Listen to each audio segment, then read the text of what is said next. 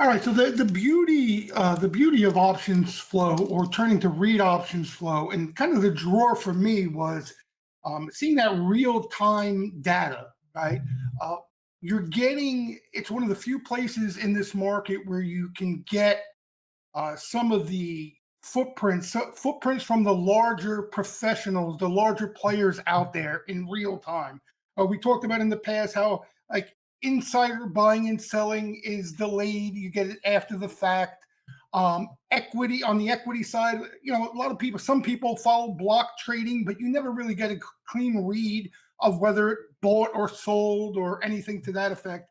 The beauty in options flow, at least in my opinion, has been that when you know what you're looking for and when you get an understanding of what you're looking at, you have a cleaner read on how some of the funds, the institutions, the larger players out there are positioning in the market or in individual names. And again, the trick is in real time as it's happening. So that being said, and we had this conversation plenty of times in the past. There's so much um, option flow out there these days. So many different outfits. Um, Basically, scanning for size orders, I would say, unusual orders, is the gist of what a lot of them do. Pretty bland. My goal when I come in is not necessarily looking for the stuff that sticks out to everybody, right? Because especially now, everybody has access to that information. Too many eyeballs on it. What I want My goal is to pick up on is kind of almost that sneaky accumulation that ends up becoming size, ends up becoming a noteworthy position as it's happening in real time.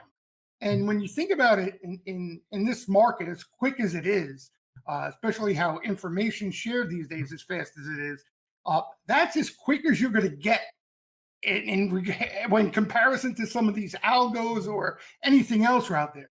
You're being able to pick up on aggressive call buying in the options market as it's happening. So that's generally my goal, and I try to stress that with all Steamroom members who sign up to the Steamroom. If you're looking for just big orders, you can go elsewhere. You can get that information for free now.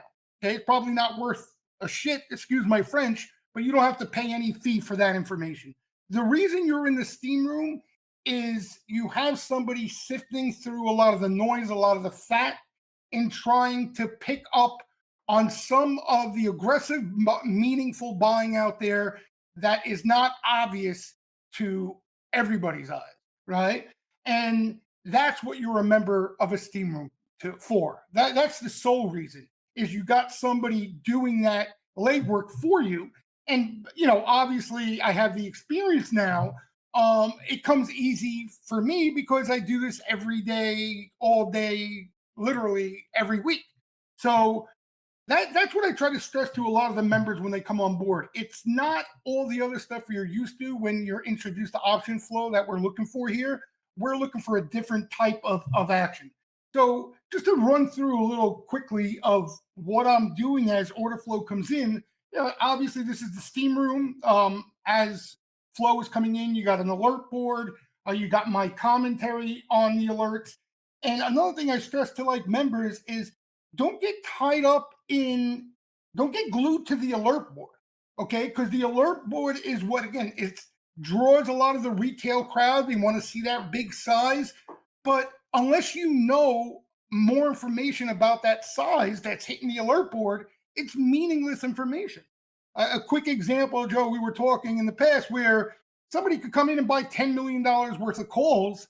If they're closing out another position of 20 million and just rolling 10 million of that into a new position, well, that's a form of profit taking, right? So you can see how that information can be misinterpreted as extremely bullish to, from neutral, if not somewhat bearish, right? So as the alerts are coming in, I try to tell a lot of the members, yeah, it pays. You want to look at the alert board and get used to the alerts as they come in. But I think my commentary, and I try to not make this sound arrogant in a sense, but the commentary I'm offering up about that particular order flow is even more important than the actual order. So when you see any size order, couple $1 million come into XYZ. You want to see what I'm telling you about that order flow, right? And just a quick example. Today we have a good example of AMD. There were a couple big orders in AMD today. One specifically came earlier in the day. I can probably, if I do the search, find it quicker. All right, so this is some of the order flow on AMD that came in, and one in particular, a little bit earlier in the morning, around 11 o'clock in the morning, as opposed to a few of the orders in the afternoon. There was a size Fed sweep for about 15 million bucks, which is obviously quite large, even in today's game. Okay, a lot of times when I see an order of that size, I'm always skeptical because the type of $15 million buying I want to see specifically in the name, ideally, would be more of $15 million worth of accumulation. So when I see one large sweep come into 15 million of that size, I'm skeptical to begin with. So what I do, yeah, just because I'm skeptical doesn't mean it's not a bet. I have to dig and find that information out, right? I don't want to guess. So I use, and again, there's a couple of different ones out there, but I'm biased to Trade Alert, which is owned by CBOE right now. They're my favorite when it comes to what I'm looking for in the data. And as that order flow is coming in, I'll type in AMD and I'm looking at the other action around that AMD order this particular morning. Okay. And at the time, as I was looking, I saw that this not only was a clean $15 million deep in the money Fed buyer, okay, but there was nothing around it closing of that size either, right? So we never know for sure, and you'll hear me use this line quite often when it comes to trying to read options flow. You're never 100% sure unless you know the individual fund or player personally what they're thinking, right? But you're looking for the highest probability of that particular order flow being what you think it may be, right? So the more conviction you can have, the stronger the play becomes. And using AMD for on this particular day as an example, as that order came in, we had a good idea by looking at the rest of the details of the flow, whether that was a legit directional bet or was money being moved around, replacing equity, or any of the other reasons. Okay. So that's what I'm doing behind the scenes all day long is as order flows coming in, okay, as I'm picking up on aggressive buying in the options market, at the same time, I'm looking at the rest of the action. And let me blow this up, you can see it a little better, right? So I have access to the rest of the flow around it, right? So I could see other lines that are seeing action on that particular day. If I want to go into those particular lines, I can pull up the rest of the trades around that order. So that's again the devil's in the details. That's where the true edge of flow lies, right? That's where it sits. Is the ability to not only see what's happening in real time, but to be quick and have access to the rest of the action around it. To allow yourself to have more conviction that you're betting your money on something that you have high conviction on is in the same direction, right? One thing I hate, I guess is the better way to put it. One thing that really irks me is I would hate to risk my money, lose my money on something that I'm not convinced, I'm not comfortable thinking it's a pure directional bet. Like for example, and I remember this like a lot with retail, I used to think to myself, can you imagine like I'm risking whatever it is, 50 grand, 20 grand, 10 grand on calls off some large call buyer. And then I find out that call buyer was actually tied to stock and it's not a clean directional bet. And there's obviously you have no edge trading the market that way, right? So that's what bothers me. I have no problem losing money ever when I do the legwork and I'm convinced that I'm seeing what I'm seeing. All right. You're going to lose money regardless in this market, no matter what you do. I'm okay when I lose money when I do the rest of the legwork and the homework around the action. Because I know over a lengthy period of time, and again, this comes with experience. If I'm betting on the clean, aggressive buying in the options flow, I'm gonna find consistency and I'm going to make money. Right? Again, that's something you'll develop over time, is having that sort of conviction. But me being in the game long enough, I already have that conviction. So that's why I do what I do, and that's kind of, it gets repetitive. But basically, that's all I'm doing on a day-to-day basis out there, Joe, is looking at the flow as it's coming in, picking up on some of the buying out there.